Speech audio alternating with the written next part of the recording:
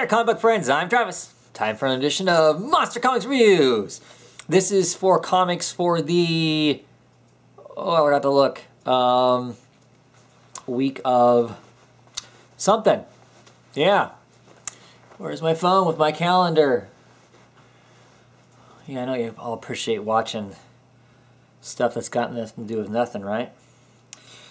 This is for the week of the 13th of August 2014. Let's jump right into it. It's mostly bat-oriented books. If you don't like bat-oriented books, don't bother. Captain America at the very end, I think, though. No, it's somewhere in the middle of Captain America. Anyway, Batgirl, issue number 34. This is the end of Gail Simone's run on Batgirl. Of course, next week we have the future, 5 years in the future Batgirl book, and then we come back to issue number 35 with a new run, new look, new feel, supposedly, for Batgirl. Anyway, how did this measure up? How did this... And I think in some ways, Gail did a great job of tying this thing off at the end and giving us the segue that's needed to move to the new book, to the new feel of the book. That was fine. But at the same time, there's a problem in the fact that, for me anyway, that it ends way too neat, it ends way too clean, and just kind of ties everything up. It has these moments. Well, for one thing, she finds out that her brother, James Jr., isn't dead. She didn't kill him. She gets told that by nightfall. You know, her kind of arch nemesis tells her that, you know, this is my thing, my gift I'm giving to you to tell you that this. I feel like there should have been more impact there. I feel like there should have been a comic or so's worth of stuff, emotion going on just around that, and it seemed very neat and very clean. Basically, there's lots of things in this. The fights and a lot of that all ends up being relatively neat and clean to just tie up a bunch of stuff, because obviously they need to clean up all the plot lines that are in this thing to move forward. So it was too clean as far as that goes. It was cool to see Batgirl, Huntress, and Black Canary all working together. That was cool. Kind of reminiscence of Birds of Prey type stuff, which is some wonderful stuff that Gail Simone has written in the past. So that's kind of exciting, cool to see that part of it. One of the really cool things is Misfit. If you're a huge fan of Birds of Prey, and the last Birds of Prey run with Gail introduced the character, and then Tony Bedard went on to use the character also in the last, before the New 52, that run of Birds of Prey, extremely strong run of Birds of Prey. If you want to read some excellent Birds of Prey, get all of that. Just start at the beginning of Gail's run and get it all the way up to till the ending of it. All great stuff. But it has Misfit. Misfit shows up in here. That's really cool. Another cool thing, there's lots of other cameos in here. But I'm excited most about Misfit because he's one of those characters I really didn't think that we'd ever see anywhere ever again. And I haven't heard us fly down and, you know, yell Dark Justice and kick a few people. That was pretty awesome. So it's kind of cool for that to get snuck in there. Whether we'll ever see that character anyplace else, I have no idea. But now she's introduced back in the New 52 DC universe, so we can say that Misfit does exist. And you know, for those of us who are fans, can now start hoping that we're going to see her someplace else, somewhere along the way. Anyway, okay, ending. This book basically ends how I feel about the whole run, Gail Simone run on the book. It has moments I really like, things about it I really like. And then it has lots of moments where I struggle to feel like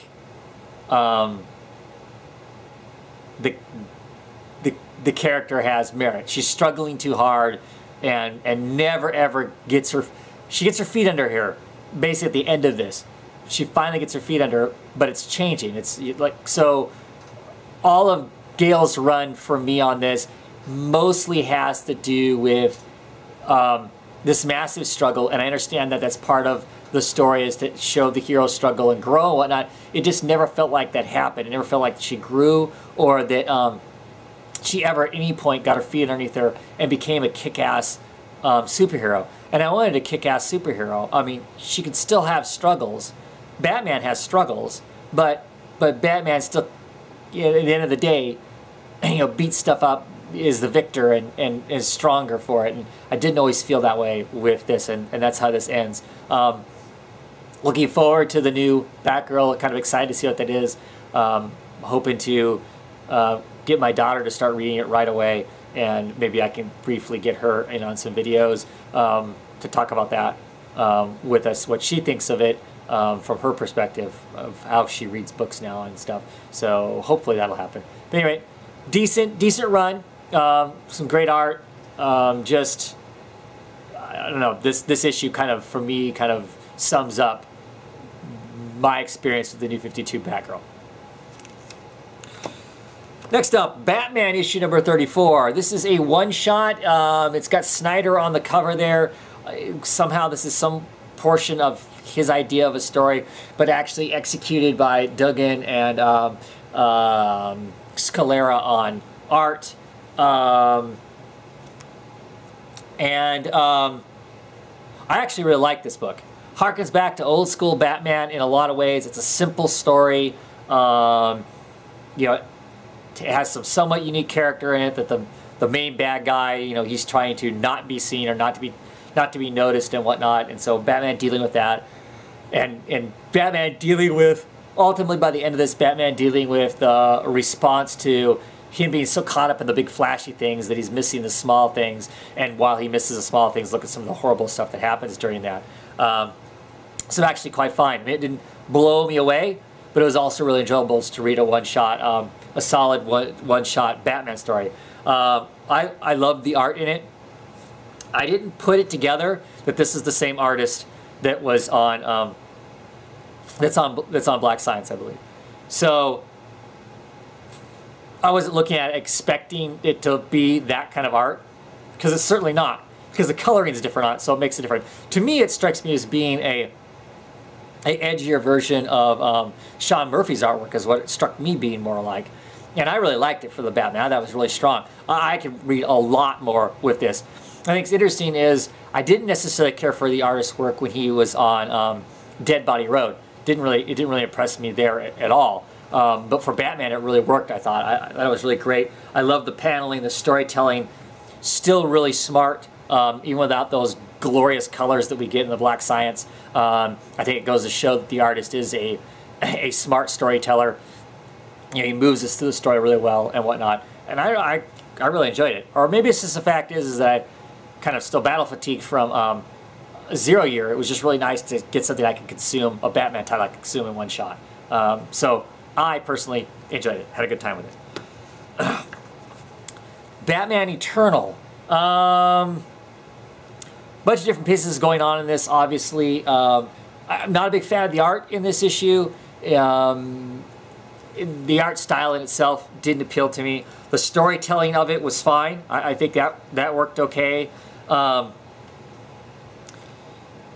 like the idea of the fact that you know, Batgirl is made to think that, I mean, the irony of Batgirl being made to think that the Red Hood is the Joker is pretty funny. I mean, you know, Jason Todd kind of points it out in here, the Red Hood kind of points it out in here, the irony and how kind of really how upset he really should be that she keeps referring to him as the Joker. I like that part of it. I'm interested in the Killer Croc aspect of this whole thing. Curious to see where that goes. The stuff that's going, the crazy stuff that's going on down in Arkham, I'm not 100% sure on that. You know, the gang warfare has moved into, you know, into Arkham, I guess, in some sense. We've kind of moved away from our mystic aspect of the story, but it's still there.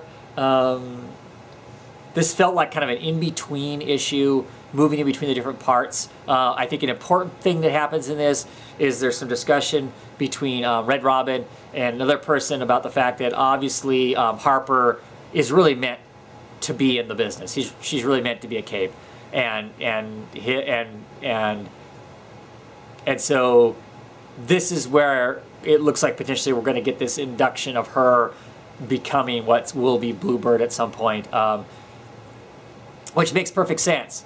That she is going to be, if she's going to be teamed up with Tim Drake, if she's going to be teamed up with Red Robin, which I'm sorry for her if that's the case, because as we all know, I'm not a Tim Drake fan. Yeah, him being called Red Robin, her being called Blue Bird makes a certain amount of sense, right?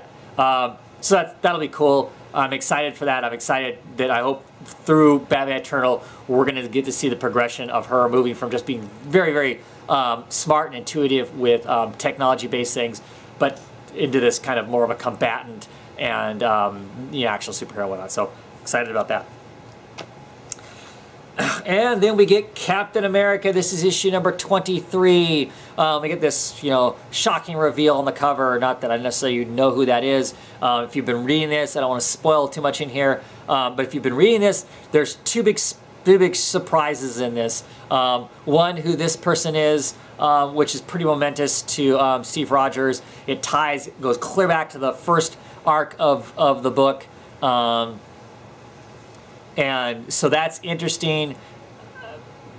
The meeting of these two seemed very anticlimactic. I mean, I know there's other stuff going on, and they basically say, hey, I'd like this to be more, but I can't because there's this other thing going on. I'm sorry, even the soldier, it doesn't work that way. There's going to be more to it than just, oh, hey, it's nice to see you. But the reveal at the very, very end of this is probably the bigger reveal. People we thought was dead that aren't dead. Pretty significant. I think there's a few more issues left of this run of Captain America before it becomes the new Captain America. Still don't think I'm going to pick up the new Captain America going forward, because really as a whole Captain America isn't my bag. It's just not my style of comic. I picked it up to start out with because of this kind of sci-fi-ish kind of a bend on it and stuff was why I was originally interested in it. So we've moved away from that. We got into some what I consider more of a standard Captain America type story. Those don't interest me hardly at all. The character that interests me is Jet Black.